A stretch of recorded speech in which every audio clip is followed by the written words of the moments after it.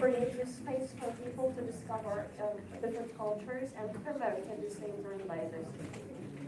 So I'm going to talk about the Casbah Museum, which is now called the Museum of Mediterranean Cultures, and the idea of this museum, which exists in Tangier, by the way, in the old Medina, in the Casbah. I'm going to explain its history as a case study, and notice that if I talk about this museum as a museum, as a museum of ethnography, it was a museum of ethnography in the past. The case is the same in other museums all over Morocco, or at least the museums that are part of the National Foundation of Museums.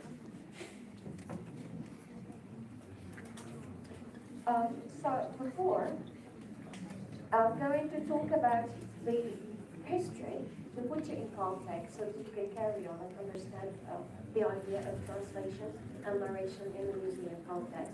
The reform that was in 2011 by with the creation of the National Foundation of Museums in Morocco that coincided with the Arab Spring and the present situation. So for the history, the theoretical foundation of ethnography museums, like the beginning or the first part of the 20th century, you know that there was a colonial era in Morocco. So the idea of the museum as an institution created in Morocco came with the idea of, thank you, I would say that it with this one, too heavy for me. All right, so the museum, or the idea of the museum was first, as you may know, created with the idea, or in parallel with the idea of modernity or Western modernity. So when museums arrived to colonial countries at the time, they were a sheer representation of Western modernity, meaning that they represented Western scientific research, ways of representation, and different scientific, archaeological, ethnographic the institutions of the colonial era. So the idea of the museum, as explained here by Michel Foucault, the idea of constituting a place of all time that is itself outside of time and inaccessible to its ravages, the projects of organizing in this sort of indefinite and perpetual accumulation of time in an immobile place, this whole idea belongs to our modernity, meaning Western modernity. So how does that relate to Morocco, and how does this relate to translation or diversity, or representing different cultures through translation, text, and narrative?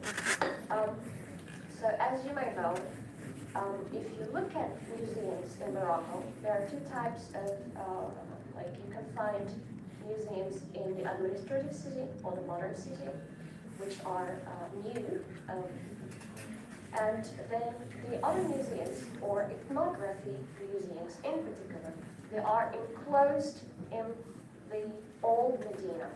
So this was based on the urban plan of the French General Millet, a binary urban plan created by General so that they can divide the city into two parts, the Western Bloc and the Eastern Bloc.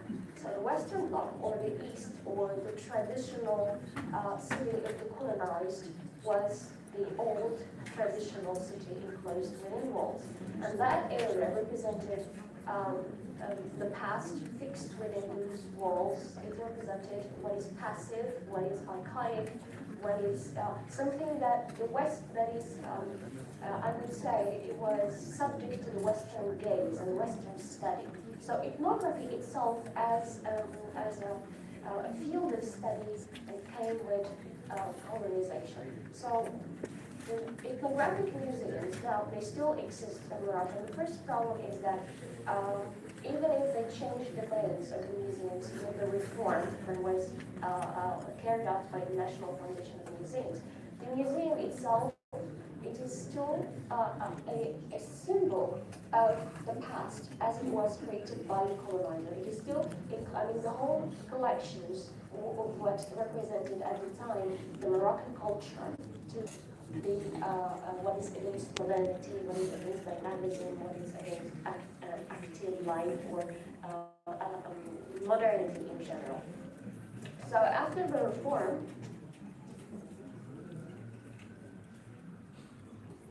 no changes, no radical changes were included apart from what is ergonomic and the names of the institutions, or the titles of the museums, and part of the mission statement.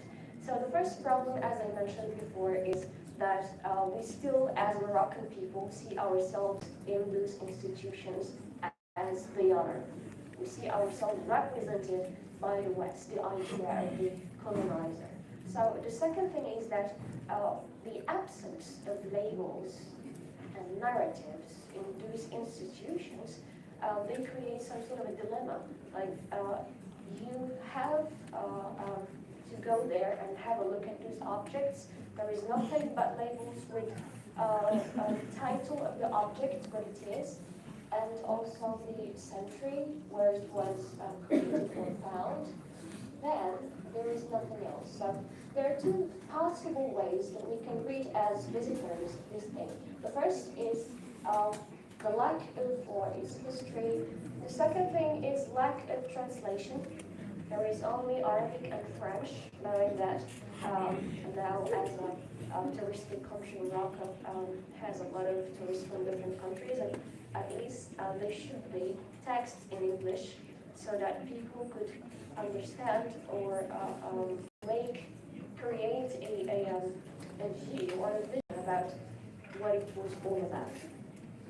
So the ethnographic collections here or in any other colonized country were not displayed within the modern exhibitionary complex of the Occident.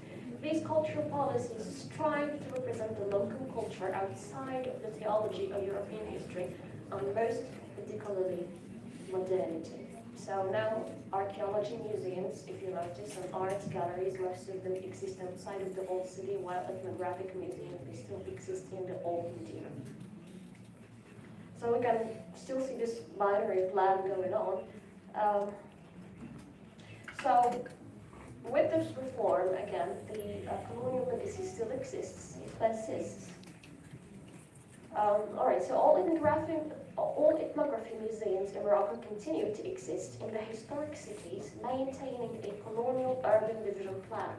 New objects have been introduced to this space with narratives that mostly focus on intercultural history of Morocco, Mediterranean, but the context is missing. There are also so many other problems in addition to translation, like problems of decontextualizing objects from their own original place and bringing them to the museum with the absence of narrative and the absence of translation. So this is the problem I talked about, like the whole representation of Venus, Roman tiles. This does not belong in the museum. It was created after the reform. They took the whole piece of work from Volubilis, in Meknes, and they installed it here with the absence of narrative. So decontextualizing the object, and there is no text, narrative, or translation to represent this. And from point of view of architecture, it is some sort of a combination of different elements, like Roman in an Islamic building. So text and translation, it was the efforts of anthropologists in the field to record their findings in material form that fed the storerooms of the new museums, which began to flourish in the late 19th century. And the rise of the museum in its modern form produced a need for academic ethnographic expertise to select, commentate, and interpret, which we lack in our Moroccan museums. Another thing is that we have done some research together with Professor Marmouji, and we have come to the conclusion that translation was not made by translators in the field. It was made by curators, which lacked the necessary theoretical and foundational practice to come up with a translation without creating some other issues when explaining or when representing other cultures. Okay, so the problem, or I would here show you some examples of the museum